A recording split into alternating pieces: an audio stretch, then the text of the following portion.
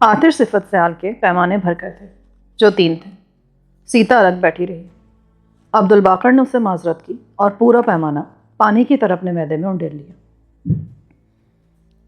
یہ سمجھ میں نہیں آتا کہ زینی کا مقصد کیا تھا۔ اپنے لبوں پر زبان پھیرتے ہوئے اس نے الجھن آمیز لہجے میں کہا، میرے ذہن میں کچھ خاکہ مرتب ہو رہا ہے۔ میں نے کہا، وہ کیا؟ زینی یہودی تھی اور یقینی طور پر اس کا تعلق صنعاء میں کام کرنے والی زیر زمین اسرائیلی ہرکاروں سے ہے۔ اسے صنعاء میں اپنی خفیہ سرگرمیاں جاری رکھنے کے لیے کسی ظاہری آڑ کی ضرورت تھی، لہٰذا اس نے عبدالباقر کے یہاں ملازمت اختیار کر لی۔ تمہارا قیاس درست ہے۔ وہ کثرت سے باہر جاتی رہتی تھی، لیکن میں نے اس کی طویل غیر حاضریوں پر کبھی توجہ نہیں دی۔ آج تم غیر معمولی طور پر حویلی سے باہر گئے ہوگے تو اسے پیشہ ورانہ طور پر تجسس ہوا ہوگا، اور واپسی میں جو مزید 3 نفوس کو ساتھ دیکھا تو اس کا تجسس اور بڑھ گیا ہوگا۔ یہ محض اتفاق تھا کہ اس نے ہماری باتوں کی سنگن لیتے ہوئے یہ راز معلوم کر لیا کہ صفدر سیتا سمیت اس چھت کے نیچے مقیم ہے۔ ایک عام اسرائیلی سیکرٹ ایجنٹ کے طور پر وہ جانتی ہے کہ ہم دونوں ایک مدت سے اسرائیل کے مفرور قومی مجرم ہیں، بلکہ میرے لیے تو ایک زمانے میں خطیر نام کا بھی اعلان کیا گیا تھا۔ یہ معلوم ہوتے ہی زینی کا سازشی ذہن منصوبہ تیار کرنے میں مصروف ہو گیا ہوگا، جسے احمد اور یوسف کے ساتھ تمہاری روانگی سے بھرپور تقویت ملی، کیونکہ زینی اور اس کے شکاروں کے درمیان کوئی بڑی رکاوٹ نہیں رہ گئی تھی۔ شاید اس نے بیگمات سے بھی رازدارانہ مراسم رکھے ہوئے تھے۔ اسے چھوٹی مالکن سب سے سہل چارہ نظر آئی اور اسے طلاق کا فرضی خطرہ سمجھا کر زینی نے حویلی میں من مانی کارروائی کر گزرنے کی کھلی اجازت حاصل کر لی۔ یہاں بھی زینی نے بڑی چالاکی کا ثبوت دیا، عبدالباقر بولا۔ حدیقہ سے میری ابھی تک کوئی اولاد نہیں ہے، لہٰذا نئی شادی کی صورت میں طلاق کا سب سے زیادہ خطرہ اسی کو درپیش تھا۔ زینی شاید اسی مقامی رواج سے واقف ہے، مگر آگے کا منصوبہ کیا تھا اس کا؟ یوسف نے بےتابی سے سوال کیا۔ اپنی دانست میں مجھے اور سیتا کو قید کر کے وہ مطمئن ہو گئی۔ اسے پورا یقین تھا کہ عبدالباقر کا تشدد بھی ہم دونوں کا سراغ نہیں لگا سکے گا۔ وہ خاموشی سے یہاں سے رخصت ہو گئی اور شہر میں بکھرے ہوئے اپنے ساتھیوں اور وسائل کو یکجا کر کے رات گئے یہاں حملہ آور ہو گئی۔ میرا خیال ہے اندر داخلے کے سلسلے میں اس سے اندازے کی کوئی غلطی ہوئی یا کوئی خلاف توقع بات ہو گئی، جس کے نتیجے میں گولیاں چل پڑی، ورنہ وہ سکون سے اندر گھستی اور اپنے ساتھیوں کی مدد سے ہم دونوں کو تہخانے سے نکال لے جاتے۔ چھوٹی موٹی مزاحمت کے لیے اس کے ساتھی ضرورت سے زیادہ مسلح تھے، لیکن ان کی بدقسمتی کہ تمہاری حویلی میں گھسنے کے بعد وہ دونوں طرف سے گولیوں کی باڑ پر رکھ لیے گئے۔ تمہارا اندازہ 100% درست ہے، عبدالباقر تیسرا پیک تیار کرتے ہوئے بولا۔ میرا دعویٰ ہے زینی بھی اس سے آگے کچھ نہ بتا سکے گی۔ یہ نہ کہو وہ بہت کچھ بتا سکتی ہے۔ اس کی کھوپڑی اعتدال پر آ گئی تھی، لہٰذا میں دوبارہ اس سے بے تکلفی سے بات کر رہا تھا۔ اپنی تدفین کے مقام کے علاوہ وہ بھلا اور کیا بتا سکے گی؟ اس سے ان تمام لوگوں کے نام پتہ اگلوائے جا سکتے ہیں جو صنعاء میں اسرائیلی مفادات کے لیے کام کر رہے ہیں۔ یہی نکتہ میرے ذہن میں بھی تھا، یوسف نے تائید کی۔ ارے اس کے زخم کا تو کسی کو خیال ہی نہیں رہا۔ عبدالباقر اچانک سیتا کی طرف دیکھتے ہوئے متاسفانہ لہجے میں بولا، معمولی چوٹ ہے، خود ہی ٹھیک ہو جائے گی۔ آؤ آؤ اسی طرف چلتے ہیں، دیکھے تو زینی کس حال میں ہے، اب تک تو اسے ہوش آ جانا چاہیے۔ اور یہ لاشیں یہ کیا یوں ہی پڑی سڑتی رہیں گی؟ یوسف نے اسے یاد دلایا۔ ایک دفعہ ہم لوگ خود ان کا جائزہ لے لیں، پھر پولیس کو مطلع کر دیں گے۔ پولیس کو؟ ہاں، یہاں اتنی گولیاں چلی ہیں کہ گزرنے والوں نے آوازیں ضرور سنی ہوں گی۔ مجھے تو حیرت ہے کہ اب تک پولیس پہنچی کیوں نہیں۔ میں نے بھی عبدالباقر کی تائید کی۔ اتنی رات گئی یہ سڑک عموماً ویران رہتی ہے، لیکن پولیس کو مطلع کرنا پھر بھی مناسب ہوگا۔ زینی کو ہم غائب کر دیں گے تو مجھے اور سیتا کو بھی یہ جگہ چھوڑ دینی چاہیے۔ کیوں؟ پولیس تفتیش شروع کرے گی تو ہم کو بھی سامنے آنا پڑے گا۔ ہرگز نہیں، تمہارا تو نام بھی نہیں آ سکے گا۔ پولیس کو یہی بتایا جائے گا کہ 5 نامعلوم افراد نے ہمارے محافظ کو کچل کر اندر گھسنا چاہا، انہیں للکارا گیا تو وہ مقابلے پر تل گئے اور آخرکار مارے گئے۔ تو چلو پھر انتظام کرو، پہلے طبی امداد۔ وہ ہاتھ اٹھا کر بولا اور ہم چاروں ایک طرف چل دیے۔ عبدالباقر کی حویلی میں طبی امداد کا معقول انتظام تھا، وہ اس وسیع عمارت کا ایک کشادہ کمرہ تھا جس میں سفید بستر اور دیگر لوازمات دیکھ کر اسپتال کے کسی وارڈ کا گمان ہوتا تھا۔ وہاں زینی اس بستر پر بے حس و حرکت پڑی تھی اور اس کے بائیں بازو میں ڈرپ لگی ہوئی تھی۔ باقر کے اشارے پر وہ دونوں سیتا کو ایک کرسی پر بٹھا کر اس کے زخم کی دیکھ بھال میں مصروف ہو گئے۔ میں بھی اسی کے ساتھ رکا رہا۔ وہ دونوں زینی کا جائزہ لینے لگے۔ ہمارا فاصلہ اتنا زیادہ نہیں تھا کہ ہمیں کچھ نظر نہ آتا۔ زینی پورے تن و توش کی ایک صحت مند اور حسین عورت تھی، جس پر اگر عبدالباقر پھسل گیا تھا تو اس میں اس کا کوئی قصور نہیں تھا۔ اس کا پورا پیٹ موٹی پٹیوں میں بندھا ہوا تھا، مگر اس کے باوجود تھوڑا بہت خون ان پٹیوں سے رس رہا تھا۔ سیتا کی مرہم پٹی سے فارغ ہو کر ہم لوگ لوٹ آئے۔ عبدالباقر اپنے ملازمین کو ضروری ہدایات جاری کرنے کے بعد کوتوالی فون کرنے لگا۔ اب تم تینوں ہی خود کو کسی خوابگاہ میں مقفل کر لو۔ میدان صاف ہونے پر میں دروازے پر 3 بار مسلسل دستک دوں گا۔ پکارو گے نہیں؟ میں نے مسکرا کر پوچھا۔ لا حول ولا قوت، میری بھی عقل پھر گئی ہے۔ بھلا دستک دینے کی ضرورت ہی کیا پڑے گی؟ ہم تینوں نے اپنے لیے دوہرے بستر والی اسی خوابگاہ کا انتخاب کیا جہاں سے ہم دونوں کو اغوا کیا گیا تھا۔ عبدالباقر نے عارضی طور پر زبردستی اس کمرے میں تیسری مساری بھی ڈلوا دی تاکہ ہم میں سے ہر ایک کو ایک بستر مہیا رہے۔ خون کے دھبوں والی چادر اسی کمرے میں ہونی چاہیے۔ کمرے کا دروازہ بند کرنے کے بعد سیتا نے کہا، اور تھوڑی سی کوشش کے بعد اس نے الماری کے نچلے خانے میں ٹھسی ہوئی وہ چادر برآمد کر ہی لی۔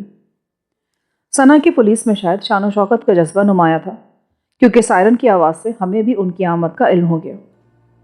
مجھے تو عبدالباقر کے اعتماد پر حیرت ہے۔ اتنی خون ریزی کے باوجود اسے پولیس کی باز پرس کا کوئی خوف نہیں ہے۔ میں نے سگریٹ سلگا کر کہا، وہ اس علاقے کا ایک مضبوط اور معزز آدمی ہے، اس کی بات کو عموماً چیلنج نہیں کیا جا سکتا۔ پولیس کو اطلاع دینے سے قبل ہم لوگ لاشوں کا جائزہ لینا تو بھول ہی گئے۔ عبدالباقر نے دانستہ ارادہ ترک کر دیا۔ وہ کہہ رہا تھا، ہمیں اپنے ذہنوں پر بوجھ نہیں ڈالنا چاہیے، پولیس خود ہی ان کا چہرہ دریافت کرتی پھرے گی۔ بہتر یہ ہوگا کہ روشنیاں گل کر کے ہم لوگ خاموشی سے بستروں پر دراز رہیں۔ ایسا نہ ہو ہماری یہ خود اعتمادی ہمارے لیے کوئی دشواری پیدا کر دے۔ یہ کمرہ اس وقت ویران ہی محسوس ہونا چاہیے۔ سیتا کا مشورہ معقول تھا، لہٰذا روشنیاں گل کر کے ہم تینوں اپنے بستروں پر آ گئے۔ بمشکل آدھے گھنٹے بعد تھوڑے تھوڑے وقفے سے سائرن بجاتی 2 گاڑیاں وہاں سے روانہ ہوئیں، جس کا مطلب تھا کہ عبدالباقر کی حویلی پر پولیس کی گاڑیوں کا پورا کارواں آیا تھا، مگر آتے ہوئے شاید جلوس کی طرح اگلی گاڑی کا سائرن استعمال کیا گیا تھا۔ ان دونوں گاڑیوں کے جانے کے بعد ہمیں انتظار کرتے کرتے صبح ہو گئی۔ آخر کار 5:30 بجے کے قریب خوابگاہ کے دروازے پر عبدالباقر کی تھکی ہوئی آواز سنائی دی۔ وہ یوسف کو پکار رہا تھا۔ دروازہ کھلتے ہی وہ اندر آ گیا اور میری مسحری کے پاس پڑی ہوئی آرام دہ کرسی میں دھنس گیا۔ اب تک صفدر کے سارے قیاسات درست ثابت ہوتے چلے آ رہے ہیں۔ مرنے والوں میں سے ایک کو پولیس انسپکٹر نے شناخت کر لیا۔ وہ چند ماہ پہلے غیر ملکی سفارت خانے کے ذریعے اسرائیل کو اہم معلومات بھیجنے کے شبے میں پکڑا گیا تھا، مگر عدم ثبوت کی بنا پر رہا ہو گیا تھا۔ اور کار کس کی ملکیت ہے؟ اس پر کوئی نمبر وغیرہ نہیں ہے۔ اب کوئی اور بات کرو، میں تو پولیس والوں کے سوالات کے جوابات دیتے دیتے اکتا گیا ہوں۔ اب کیا ارادے ہیں یوسف؟ مگر اس کے جواب دینے سے پہلے ایک شخص نے راہداری میں دروازے سے دور رک کر اندر آنے کی اجازت طلب کی اور عبدالباقر کی اجازت پر اندر آ گیا۔ زینی ہوش میں آ گئی ہے، اس نے کہا، اور ہم چاروں نے اپنی جگہ چھوڑ دی۔ اس سے محتاط رہ کر گفتگو کرنی ہوگی۔ میں نے یوسف، عبدالباقر اور سیتا کے ہمراہ زینی کی طرف جاتے ہوئے کہا، محتاط؟ اس سے تو 2 ٹوک بات کروں گا میں، زبان نہ کھولی تو اس کی ہڈیاں سرما کر دی جائیں گی۔ عبدالباقر نے تلخی سے کہا، اگر وہ واقعی اسرائیلی سیکرٹ سروس کی رکن ہے تو محض تشدد کے سامنے ہتھیار ڈالنے پر آمادہ نہیں ہوگی۔ تو تمہاری کیا تجویز ہے؟ یوسف نے سوال کیا۔ اسے حالات سے بے خبر رکھنا ہوگا۔ اگر اسے معلوم ہو گیا کہ اس کے تمام ساتھی مقابلے میں مارے گئے ہیں اور ہم اسے کچھ معلوم نہ کر سکے تو وہ رازداری کی خاطر ہمارے کسی حربے کو خاطر میں نہیں لائے گی۔ تو پھر تمہیں اس سے بات کرو گے، میں تو اس کی صورت دیکھتے اپنے غصے پر قابو نہیں رکھ سکوں گا۔ یہی بہتر ہوگا۔ یوسف نے بھی باقر کی تائید کی۔ ہم لوگ اس وسیع کمرے میں پہنچے جہاں سفید بستر کے ساتھ طبی امداد کے دیگر لوازمات بھی موجود تھے تو زینی نے مسکراہٹ کے ساتھ ہمارا استقبال کیا۔ اس کے پیٹ پر بندھی ہوئی پٹیوں پر خون کے دھبے کافی پھیل چکے تھے اور اس وقت مسیری کا سرہانہ اونچا کیے وہ بستر پر نیم دراز تھی۔ تو تمہیں آزادی مل ہی گئی؟ اس نے طنزیہ لہجے میں پوچھا۔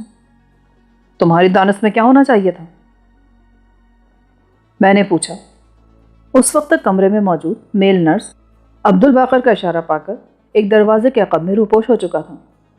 مجھے خوشی ہوتی اگر تم دونوں اسی تہخانے میں بھوک اور پیاس سے سسک کر مر جاتے اور پھر وہاں سے پھوٹنے والا تعفن عبدالباقر کے ملازمین کو ادھر متوجہ کرتا۔ میں نے آگے بڑھ کر اس کے بھرے بھرے سرخ و سفید رخساروں پر ایک بھرپور تماچا رسید کیا اور وہ کمرہ چٹاخ کی آواز سے گونج اٹھا۔ تماچے کی شدت سے زینی کا چہرہ دوسری طرف گھوم گیا، لیکن حیرتناک طور پر اس کے منہ سے اف تک کی آواز برآمد نہ ہوئی۔ اس نے دوبارہ میری طرف دیکھا تو اس کا نچلا ہونٹ دانتوں میں دبا تھا اور تکلیف کی شدت سے اس کی آنکھوں میں آنسو تیرنے لگے تھے، مگر اس کے باوجود اس کی نگاہوں میں تنفر کا ایک اتھا سمندر انگڑائیاں لے رہا تھا۔ اب تمہارے 3 ساتھی وہاں بند ہیں اور ان میں سے ایک تو بہت ہی بودا نکلا، اس نے سب کچھ اگل دیا اور اب شاید اس کے دونوں ساتھی اس کی بوٹیاں نوچ رہے ہوں گے۔ تم بکواس کر رہے ہو۔ تمہاری حالت قدرے بہتر ہونے کا انتظار ہے، پھر تمہیں بھی اسے زیر زمین کمرے میں ہانک دیا جائے گا اور پھر عبدالباقر کے پالتو عقابوں کی ایک بھوکی ٹکڑی تم لوگوں پر چھوڑ دی جائے گی۔ نہیں، ایسا نہیں ہو سکے گا۔ ایسا ہی ہوگا خوبصورت ناگن، عبدالباقر کی آواز گونجی۔ تو نے اپنے جسم ملائم اور دودھیا بدن سے مجھے زیر کیا تھا، اس سے عقابوں کی خوراک بنا کر ہی مجھے چین آ سکے گا۔ تو نے میرے حرم کی حرمت کو پامال کیا ہے۔ یہ سب کس کے اشارے پر ہوا؟ میرے ساتھی نے یہ نہیں بتایا تمہیں؟ وہ اسرائیلی ایجنٹ ہے۔ میرے منہ سے الفاظ سنتے ہی اس کے چہرے پر زردی چھا گئی۔ تم نے ان لوگوں کو صرف اتنا بتا کر جمع کیا تھا کہ اسرائیل کے 2 اہم مجرموں کو ایک عمارت سے نکالنا ہے، مگر میں یہ جاننا چاہتا ہوں کہ تمہیں یہ حکم کس نے دیا تھا؟ تم جیسے قابل نفرت مجرم کے لیے کسی کے حکم کی ضرورت نہیں تھی مجھے۔ ہر ذمہ دار اسرائیلی یہ جانتا ہے کہ تمہاری گرفتاری میں مدد دینا اس کا قومی فریضہ ہے۔ تو تمہیں اعتراف ہے کہ تم ایک ذمہ دار اسرائیلی شہری ہو؟ یہ کوئی جرم تو نہیں؟ مقبوضہ علاقوں کے بہت سے مسلمان عربوں نے بھی اسرائیلی شہریت اختیار کی ہوئی ہے۔ بحث کے بجائے صرف اپنی بات کرو۔ انہوں نے مجبوریوں کے تحت یہ ناپاک توق اپنے گلے میں لٹکایا ہے۔ عبدالباقر غرایا۔ جب تم میری زندگی کے بارے میں فیصلہ کر ہی چکے ہو تو مجھ سے باز پرس کیوں کی جا رہی ہے؟ شاید تمہاری زندگی کو کچھ طول مل جائے۔ عبدالباقر کو تمہارا بدن اب بھی پسند ہے۔ میں نے جلدی سے کہا۔ میں نے دیکھا کہ میرے ان الفاظ پر غصے سے عبدالباقر کا چہرہ تمتما اٹھا اور وہ زبان کھولے بغیر اپنی جگہ پر پہلو بدل کر رہ گیا۔ کیا یہ سچ کہہ رہا ہے میرے آقا؟ پہلے اس کے سوالات کے جواب دو، بعد میں مجھ سے بات کرنا۔ باقر نے اپنا منہ دوسری طرف پھیر لیا۔ میرے ساتھیوں میں سے کس نے تمہارے سامنے اعترافات کیے ہیں؟ اس نے چند لمحوں کی الجھن آمیز خاموشی کے بعد سوال کیا۔ مائیکل شمون نے۔ میں نے بلا تعامل اسی شخص کا نام لے ڈالا جس کی لاش پولیس انسپیکٹر نے ماضی کے ایک مشکوک ملزم کے طور پر شناخت کی تھی۔ میں اس سے ملنا چاہتی ہوں۔ صرف اسی سے نہیں بلکہ اپنے دیگر ساتھیوں سے بھی ملنے کا تمہیں پورا موقع فراہم کیا جائے گا۔ اس سے پہلے تمہیں یہ بتانا ہوگا کہ سنا میں تمہاری تنظیم کا سربراہ کون ہے اور اس کے روابط کیا ہیں۔ شاید تم کو یہ سوالات کرتے ہوئے خود بھی اندازہ رہا ہوگا کہ ایک اچھا سیکرٹ ایجنٹ محض اپنی زندگی کے لیے اپنے کسی یونٹ کی سلامتی کو داؤ پر نہیں لگاتا۔ شاید تم لوگ مجھے زندگی کی بھیک دے دو، مگر یہ سب اگل کر میں اپنے ہی لوگوں کے ہاتھوں موت کو دعوت دے بیٹھوں گی۔ وہ پاتال میں بھی مجھے ڈھونڈ نکالیں گے۔ تمہیں بھرپور تحفظ دیا جائے گا، تم ان سے واقف نہیں ہو۔ وہ دشمنوں سے زیادہ دار کو خطرہ سمجھتے ہیں۔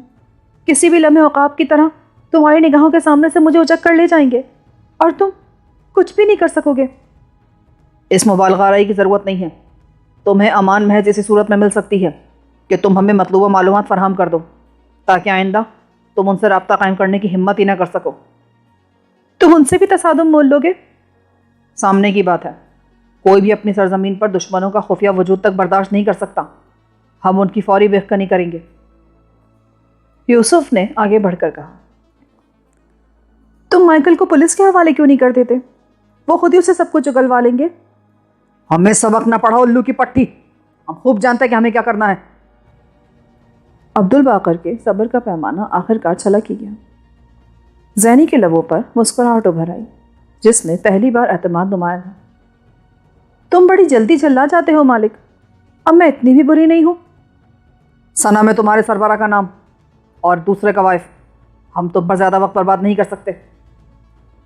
میں نے اسے للکارا، میں صرف سربراہ کا نام ہی بتاؤں گی۔ چلو وہی بتا دو۔ مالک کو تخلیہ میں بتاؤں گی۔ نہیں، یہی سب کے سامنے بتاؤ۔ پھر تمہارے کان میں بتاؤں گی۔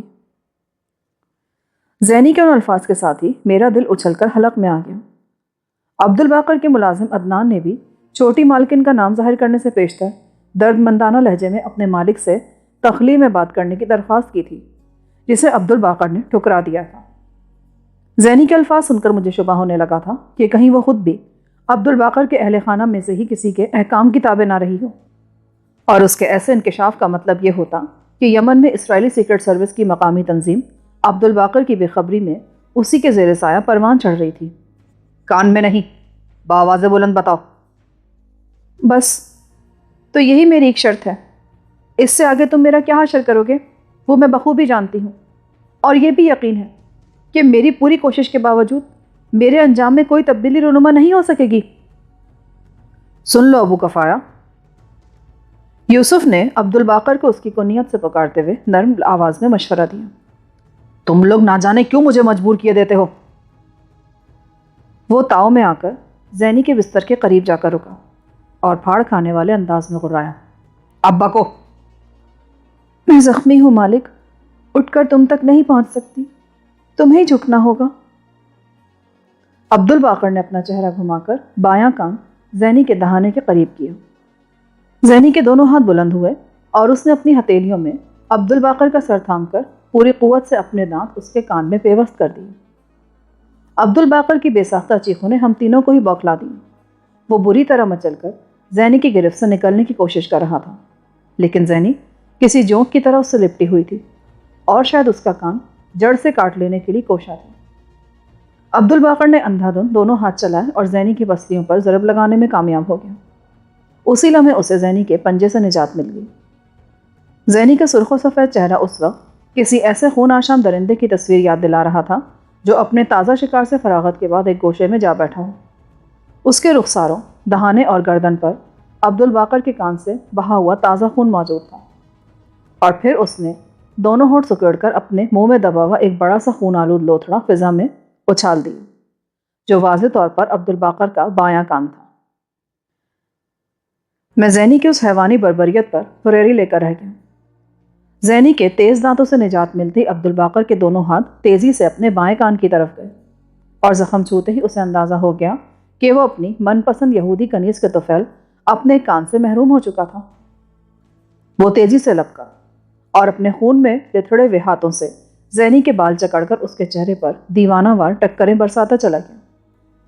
عبدالباقر کی اس وحشیانہ یورش نے زینی کے اوسان خطا کر دیے اور در و دیوار اس کی چیخوں سے لرز اٹھے۔ اس نے عبدالباقر کو روکنے کی پوری کوشش کی، لیکن اسے کامیابی نہ ہو سکی، بلکہ چند ہی لمحوں میں اس کے چہرے کا حلیہ بگڑ کر رہ گیا۔ میں یوسف کے ساتھ مل کر بمشکل عبدالباقر کو روک سکا، اور وہ ہانپتا ہوا ایک کرسی پر گر گیا۔ زینی اس سے پہلے ہی بے ہوش ہو چکی تھی۔ اس کمرے میں اس قدر شور شرابہ ہوا تھا، لیکن عبدالباقر کے کسی بھی ملازم نے وہاں رونما ہونے والے واقعات میں مداخلت کی کوشش نہیں کی تھی، لیکن سیتا کو صورتحال کی نزاکت کا پورا احساس تھا، لہٰذا وہ اس دروازے سے نکل گئی جس کے عقب میں زینی کی دیکھ بھال کرنے والا میل نرس روپوش ہوا تھا۔ چند لمحوں بعد ہی وہ دو آدمیوں کے ساتھ وہاں پہنچی۔ اس دوران میں یوسف کی مدد سے اس کا خون آلود چہرہ صاف کرنے میں مصروف تھا۔ اپنے مالک کی ڈراؤنی حالت دیکھ کر وہ دونوں گھبرا گئے اور اس کی طرف لپکے، لیکن عبدالباقر نے انہیں روک دیا۔ پہلے اسے دیکھو۔ اس نے فرش پر پڑے ہوئے اپنے کان کے خون آلود لوتھڑے کی طرف اشارہ کیا۔ اگر اس میں جان ہے تو میں اسے جڑوانا چاہوں گا۔ اس کی آواز سے کسی تکلیف کا اظہار نہیں ہو رہا تھا۔ ان دونوں نے پھرتی کے ساتھ وہ لوتھڑا اٹھایا اور واش بیسن میں اس پر اسپرٹ کی پوری بوتل خالی کر دی، اور اسی کے ساتھ ان کے چہرے اتر گئے۔ زینی نے دانتوں سے عبدالباقر کا کان کاٹ لینے کی کوشش میں عملاً اسے بری طرح چبا ڈالا تھا، اور اسے دوبارہ جوڑنے کی کوئی امید باقی نہیں رہ گئی تھی۔ پھر عبدالباقر کے کان کی دیکھ بھال شروع ہو گئی۔ یوسف نے اسی اثنا میں زینی کا جائزہ لے ڈالا۔ اس کا خیال تھا کہ عبدالباقر نے اس سے اپنے زخم کا بھرپور انتقام لیا تھا۔ زینی کے اگلے کئی دانت ٹوٹ گئے تھے، ہونٹ کچل کر لہو لہان ہو گئے تھے، ناک کی ہڈی ٹوٹ گئی تھی، اور آنکھوں کے اوپری حصے بھی ٹکروں سے محفوظ نہیں رہ سکے تھے۔ اس کا کیا کرنا ہے؟ یوسف نے کچھ دیر کے سکوت کے بعد کسی کو خاص طور پر مخاطب کیے بغیر سوال کیا۔ اس نے عبدالباقر کے ساتھ بدسلوکی کر کے اپنے عزائم کا اظہار کر دیا ہے۔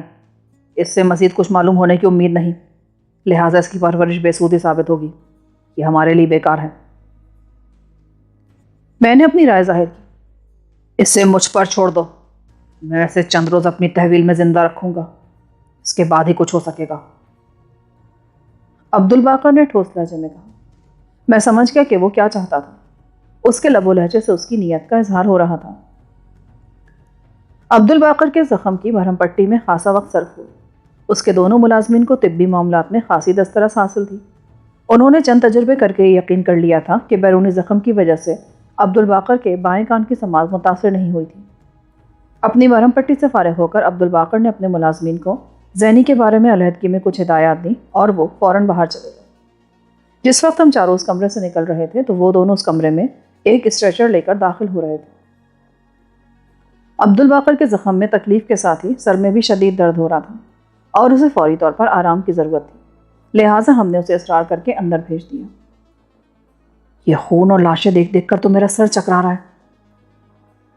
اس کے جانے کے بعد یوسف نے ہریری لیتے ہوئے کہا، بس یہ غنیمت ہوا کہ ان میں میری اور سیتا کی لاشیں شامل ہونے سے بال بال بچ گئیں۔ یہ بتاؤ کہ احمد روانہ ہو گیا؟ ہاں، ہم لانچ کی روانگی کے بعد ہی گھاٹ سے لوٹے تھے۔ اب مجھے اس کے بارے میں کوئی فکر نہیں ہے۔ ان گمبھیر حالات میں تو مجھے اپنی روانگی کے بارے میں سوچنا بھی جرم محسوس ہو رہا ہے۔ میں نے سگریٹ سلگاتے ہوئے کہا، تمہارا جلد از جلد یہاں سے نکل جانا ہی بہتر ہوگا۔ یہاں کے حالات بہت غیر یقینی بلکہ مخدوش ہو گئے ہیں۔ اس تصادم کے نتیجے میں؟ ارے نہیں، ایسے واقعات عبدالباقر جیسے بارسخ لوگوں کے لیے کوئی دشواری پیدا نہیں کرتے۔ پھر تم کن حالات کی بات کر رہے ہو؟ جنوبی سرحدوں پر کچھ قبائل نے بغاوت کر دی ہے، وہاں دن رات فضاؤں میں بارود کی بو رچی رہتی ہے۔ ایسے حالات میں مقامی سلامتی کے ذمہ دار حکام ہر غیر ملکی کو شبے کی نظر سے دیکھتے ہیں۔ کہیں اتفاقاً تم کسی دشواری میں پڑ گئے تو گلو خلاصی حاصل کرنی دشوار ہو جائے گی۔ میرے لیے تو یہ خوشی کی بات ہے۔ ہم دونوں اب جلد از جلد پاکستان پہنچنے کے لیے بے چین ہیں۔ میری پوری کوشش ہوگی کہ پہلی فرصت میں تمہیں یہاں سے روانہ کر دوں۔ اگر روانگی صحیح کاغذات پر ہوئی تو پاکستان پہنچنے میں تمہیں کوئی دشواری نہیں ہوگی۔ مجھے خوشی ہے کہ ہمارے معاملے کے ہر پہلو پر تمہاری نگاہ ہے۔ روانگی سے پہلے میں یہ ضرور جاننا چاہوں گی کہ عبدالباقر نے زینی کے مستقبل کے بارے میں کیا فیصلہ کیا ہے؟ وہ تو میں ابھی بتا سکتا ہوں، یوسف کے بجائے میں نے جواب دیا۔ زینی نے اپنے آقا سے بہت بڑی نمک حرامی کی ہے، اور عبدالباقر اسے شائن شان سزا سے نوازنے کا ارادہ رکھتا ہے۔ مزید کچھ دیر تک باتیں کرتے رہنے کے بعد یوسف اپنے کمرے میں چلا گیا، اور ہم دونوں بھی بستر پر دراز ہو گئے۔